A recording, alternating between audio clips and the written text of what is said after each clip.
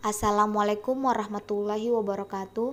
Kami dari kelompok 2 dengan anggota Muhammad Iksan Triawan, Rizka Meriska, Adelia Nurfajrianti, Amalia Fitri, Rizka Aprianita Asbar akan mempresentasikan hasil tugas kelompok kami yang berjudul jenis-jenis kalimat.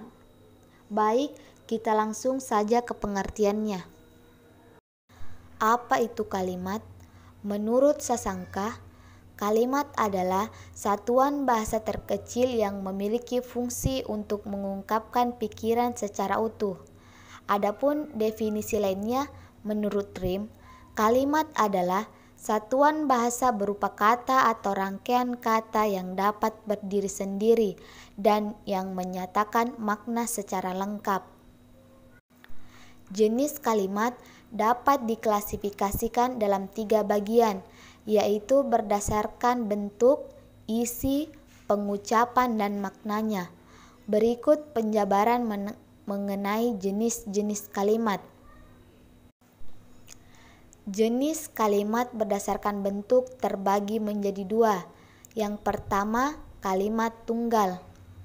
Kalimat tunggal adalah kalimat yang berdiri atas satu klausa atau satu susunan struktur, subjek, dan predikat. Hal yang menjadi tanda bahwa kalimat tersebut merupakan kalimat tunggal, yaitu dengan adanya satu informasi saja di dalam kalimat tersebut. Berikut contoh kalimat tunggal. Orang itu guru kami, terdapat subjek dan predikat. Yang kedua, kalimat majemuk. Kalimat majemuk adalah kalimat yang terdiri minimal 2 atau lebih kalimat tunggal. Kalimat majemuk terbagi menjadi 2 jenis, yaitu kalimat majemuk setara dan kalimat majemuk bertingkat. 1. Kalimat majemuk setara. Kalimat majemuk setara adalah kalimat yang memiliki 2 klausa yang kedudukannya setara. Jenis kalimat ini dapat ditandai dengan bentuk konjungsi dan, tetapi, serta, atau, dan sedangkan. Berikut contoh jenis kalimat majemuk setara. Santi menjahit baju dan Juli membuat jus. Kedua, kalimat majemuk bertingkat.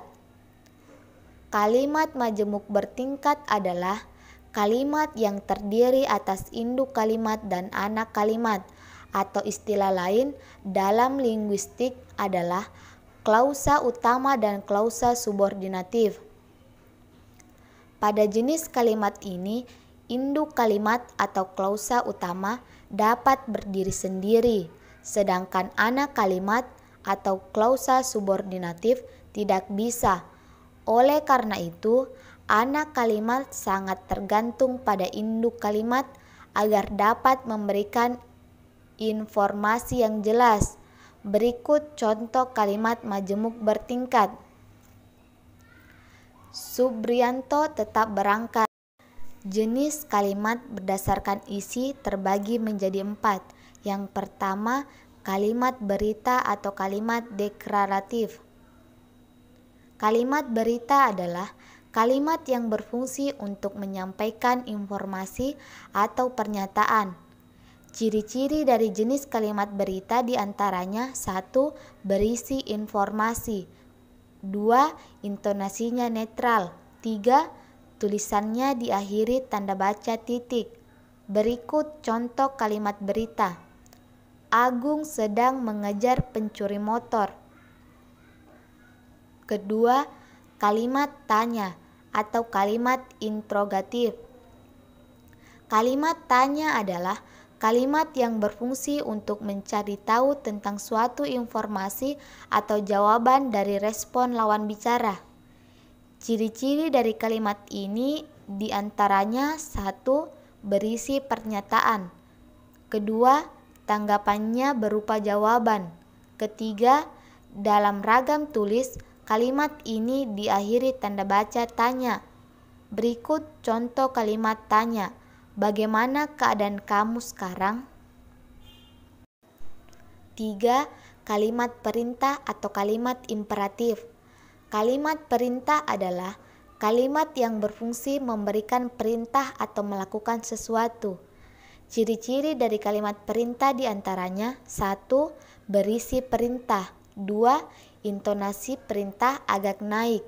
Ketiga, tanggapannya bentuk perbuatan atau tindakan. 4. Kalimat ini diakhiri tanda baca seru. Berikut contoh kalimat perintah. Segera rapikan kamarmu. Keempat, kalimat seruan. Kalimat seruan adalah kalimat yang bertujuan untuk mengungkapkan perasaan. Ada beberapa ciri dari jenis kalimat seruan, di antaranya berintonasi tinggi dan diakhiri dengan tanda baca seru. Berikut contoh kalimat seruan. Wah, kamu hebat sekali. Jenis kalimat berdasarkan ucapan terbagi menjadi dua. Yang pertama, kalimat langsung. Kalimat langsung adalah kalimat yang disampaikan secara langsung tanpa adanya perantara. Dalam ragam tulis, kalimat langsung ditandai dengan tanda baca petik 2 yang berfungsi untuk membedakan dengan kalimat penjelas. Berikut contoh kalimat langsung. Apa kamu besok ingin aku antar ke toko? Tanya Feby. Kedua, kalimat tidak langsung.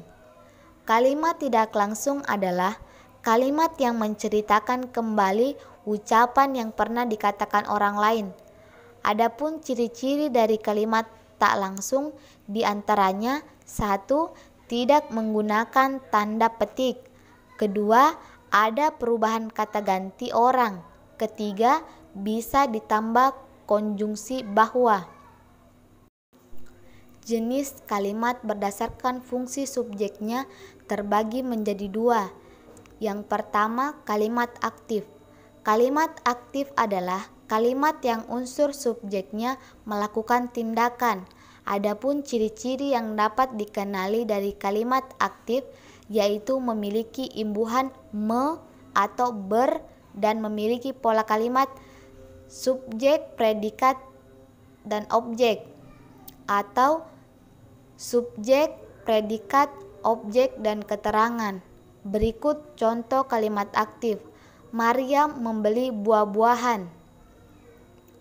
Hal lain yang perlu kamu ketahui bahwa kalimat aktif diklasifikasikan menjadi dua, diantaranya: 1. Kalimat aktif transitif. Kalimat aktif transitif adalah kalimat aktif yang dapat diikuti atau disisipi oleh unsur objek. Kedua, kalimat aktif intransitif. Kalimat aktif intransitif adalah kalimat aktif yang tidak dapat disisipi dengan unsur objek. Kedua, kalimat pasif. Kalimat pasif adalah kalimat yang unsur subjeknya diberikan suatu tindakan atau pekerjaan. Imbuhan yang biasanya terdapat dalam kalimat ini yaitu di, ter, kean, atau terkan. Jenis kalimat ini diikuti oleh kata depan oleh. Berikut contoh kalimat pasif. Risma diantar oleh Ami. Itulah tadi jenis-jenis kalimat yang ada di dalam bahasa Indonesia yang dapat kelompok 2 sampaikan. Apabila ada kesalahan kata mohon dimaafkan. Wabillahi taufiq wa hidayah. Wassalamualaikum warahmatullahi wabarakatuh.